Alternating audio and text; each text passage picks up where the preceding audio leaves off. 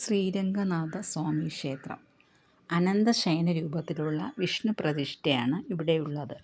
നിത്യപൂജ നടക്കുന്ന ക്ഷേത്രങ്ങളിൽ വലിപ്പം കൊണ്ട് ലോകത്തിൽ ഒന്നാം സ്ഥാനമുള്ള മഹാക്ഷേത്രമാണ് തൃശ്ശിയിലെ ശ്രീരംഗനാഥ സ്വാമി ക്ഷേത്രം. ഭൂലോക വൈകുണ്ഠമെന്നറിയപ്പെടുന്ന ഈ ക്ഷേത്രം ഏഷ്യയിലെ ഏറ്റവും വലിയ ഗോപുരമുള്ള ക്ഷേത്രമാണ്. തിരുച്ചിറപ്പള്ളി നഗരത്തിൽ നിന്ന് 10 കിലോമീറ്റർ വടക്ക് കാവേരി നദിയുടെ 2 കൈവഴികളാൽ ചുറ്റപ്പെട്ട് ഒരു ദ്വീപ് പോലെ നിലകൊള്ളുന്ന ശ്രീരംഗം പട്ടണത്തിലാണ് ഈ ക്ഷേത്രം. ക്ഷേത്രവളപ്പിന് ചുറ്റുമായി 7 കവാടങ്ങളാണ് ഉള്ളത്. നിറയെ കൊത്തുപണികൾ ചെയ്ത അതിമനോഹരങ്ങളായ ഗോപുരങ്ങളോട് കൂടിയ കവാടങ്ങളാണിവ. സാധാരണ ക്ഷേത്രങ്ങളിൽ പ്രധാന കവാടം കിഴക്കുഭാഗത്താണെങ്കിൽ ഈ ക്ഷേത്രത്തിൽ അത് തെക്കുഭാഗത്താണ്. തെക്കേ കവാടത്തിലെ രാജഗോപുരമാണ് ഉയരം കൂടിയ ക്ഷേത്രഗോപുരം. ഇതിന് 13 നിലകളും 72 മീറ്റർ ഉയരവുമുണ്ട്. ആകെ 21 ഗോപുരങ്ങളാണ് ഇവിടെയുള്ളത്. 156 ഏക്കറിലാണ് ക്ഷേത്രവും പരിസരവും വ്യാപിച്ചു കിടക്കുന്നത്. ശ്രീരംഗത്തെ 21 ഗോപുരങ്ങളിൽ നിന്നും വെളുത്ത നിറമുള്ള ഒരു ഗോപുരം വേറിട്ട് നിൽക്കുന്നു. വെള്ളായി അമ്മാൾ ശ്രീരംഗം ക്ഷേത്രത്തെ തൻ്റെ മിടുക്ക് സംരക്ഷിച്ചതിൻ്റെ ബഹുമതിയായാണ് ഈ ഒരു ഗോപുരത്തിന് ഇന്നും വെളുത്ത നിറമായി കാണുന്നത്. ഇവിടുത്തെ പ്രധാന ആകർഷണങ്ങൾ സൂര്യപ്രഭയിൽ തെളിഞ്ഞു നിൽക്കുന്ന ഈ ഗോപുരങ്ങൾ തന്നെയാണ്. പ്രഭാതത്തിൽ തന്നെ സൂര്യൻ്റെ പൊൻകിരണങ്ങൾ ഇവയുടെ എല്ലാം മേൽ പതിക്കുന്നത് കാണാൻ തന്നെ വളരെ മനോഹരമാണ്. മറ്റൊരു മനോഹരമായ കാഴ്ചയാണ് ഇവിടുത്തെ തത്തമ്മകൾ, കുരങ്ങുകൾ എല്ലാം തന്നെ. വളരെയധികം തത്തമ്മകൾ ക്ഷേത്രത്തിൻ്റെ ചുറ്റിനും പറന്ന് നടക്കുന്നത് നമുക്ക് കാണാവുന്നതാണ്. അവയുടെ കുറച്ച് ശബ്ദങ്ങൾ നിങ്ങളും കൂടി ഒന്ന് കേട്ടു നോക്കൂ.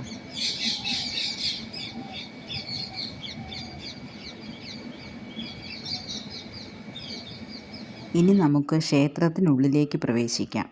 വിശിഷ്ടമായ വാസ്തുശില്പചാരുതയും അതിശയിപ്പിക്കുന്ന കൊത്തുപണികളും കൊണ്ട് സമ്പന്നമാണ് ഈ ക്ഷേത്ര സമുച്ചയം. ഏറെ വിശാലമായ മണ്ഡപങ്ങളാണ് ഈ ക്ഷേത്രത്തിനകത്തുള്ളത്. ഇതിൽ പ്രധാനപ്പെട്ടത് 1000-കാൽ മണ്ഡപം തന്നെയാണ്. ക്ഷേത്രത്തിൻ്റെ ഐതിഹ്യവുമായി ബന്ധപ്പെട്ട ധാരാളം ശില്പങ്ങളും ചുവർച്ചിത്രങ്ങളും ഇവിടുണ്ട്. പ്രാചീനവും പരമ്പരാഗതവുമായ കൊത്തുപണികളും കൽത്തൂണുകളും ശില്പഭംഗിയും വൈഷ്ണവ തിലകം വരച്ചിട്ട മതിലുകളും ഈ ക്ഷേത്രത്തിലുടനീളമുണ്ട്. ഐതിഹ്യ പെരുമയാലും ചരിത്ര പ്രാധാന്യം കൊണ്ടും വളരെ പ്രശസ്തി കൈക്കൊണ്ട ഈ ക്ഷേത്രം നിർമ്മിച്ചിരിക്കുന്നത് ദ്രാവിഡ വാസ്തുവിദ്യാ ശൈലിയിലാണ്. 7 പ്രാകാരങ്ങളാണ് ഈ ക്ഷേത്ര സങ്കേതത്തിനുള്ളത്. ആദ്യ 3 പ്രാകാരങ്ങളിൽ അഗ്രഹാരങ്ങളും വാസസ്ഥലങ്ങളും കച്ചവട സ്ഥാപനങ്ങളുമാണ്. 4-മത്തെ പ്രാകാരത്തിലെ തെക്കേ നടയിലെ ഗോപുരത്തിനുള്ളിലേക്ക് കടന്നാൽ നീളൻ മണ്ഡപങ്ങളും കരിങ്കല്ലിൽ തീർത്ത നീളൻ തൂണുകളും ഒറ്റക്കല്ലിലെ കൊടിമരവും എല്ലാം ദർശിക്കാം. ശില്പകലയുടെ കമനീയമായ ആവിഷ്കാരങ്ങളാണ് ഇവയെല്ലാം തന്നെ.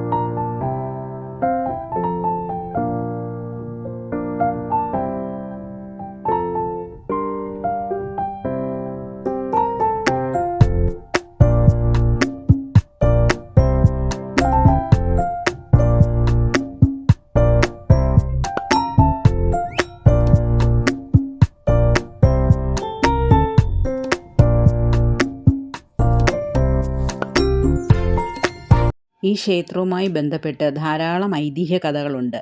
ശ്രീകോവിലിൻ്റെ മുകളിലായി കാണപ്പെടുന്ന സ്വർണ്ണഗോപുരം വിമാനം എന്നറിയപ്പെടുന്നു. ബ്രഹ്മാവിൻ്റെ തപസ്സിൻ്റെ ഫലമായി സമുദ്രത്തിൽ നിന്നും ഉയർന്നു വന്ന അനന്തശായിയായ മഹാവിഷ്ണുവാണ് ഇവിടത്തെ പ്രതിഷ്ഠ. ഗണപതി ഭഗവാനാണ് പ്രതിഷ്ഠ നടത്തിയത് എന്നാണ് ഐതിഹ്യം. ഈ ഗണപതി ഭഗവാനെ മലൈക്കോട്ടയിൽ ആരാധിക്കുന്നുണ്ട്. മഹാലക്ഷ്മിയെ ഇവിടെ ശ്രീരംഗനായകിയായി അറിയപ്പെടുന്നു. മഹാവിഷ്ണുവിൻ്റെ തന്നെ അവതാരങ്ങളായ ശ്രീരാമൻ, ഗോപാലകൃഷ്ണൻ, നരസിംഹമൂർത്തി, ധന്വന്തരി എന്നീ ദേവന്മാരും ഇവിടെ ഉപദേവതകളായി ഉണ്ട്. വിഭീഷണൻ, ബ്രഹ്മാവ്, ഹനുമാൻ, ഗരുഡൻ, ശംഖ്, ചക്രം ഇവർക്കെല്ലാം ഇവിടെ സന്നിധികളുമുണ്ട്. വിഷ്ണു ക്ഷേത്രങ്ങളിൽ വച്ച് ഏറ്റവും ഉയരമുള്ളതും 25 അടി പൊക്കത്തിലുള്ളതുമായ അഷ്ടനാഗധാരിയായ ഗരുഡ പ്രതിഷ്ഠയുണ്ട്. സുഗ്രീവനും അംഗദനും ഇവിടെ ദ്വാരപാലകരായി നിൽക്കുന്നു.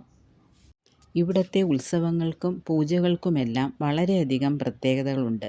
വിശ്വാസികൾക്ക് അതിശയം ജനിപ്പിക്കുന്ന ഭൂലോക വൈകുണ്ഠം എന്ന ഈ അത്ഭുത ക്ഷേത്രം മനുഷ്യായുസ്സിൽ ഒരിക്കലെങ്കിലും ദർശിക്കുന്നത് അത്യധികം പുണ്യമാണ്. ഒരു മഹത്തായ പൈതൃക ക്ഷേത്രം എന്ന നിലയിൽ യുനെസ്കോയുടെ അംഗീകാരം നേടിയ മഹാക്ഷേത്രമാണിത്. ചരിത്രവും ഐതിഹ്യവും കലയും സംസ്കാരവും എല്ലാം ഇഴചേർന്ന് നിൽക്കുന്ന ഈ മഹാക്ഷേത്രം നമ്മുടെ മഹത്തായ പൈതൃകത്തിൻ്റെ പ്രതീകമായി എന്നെന്നും ഉയർന്നു തന്നെ നിൽക്കട്ടെ.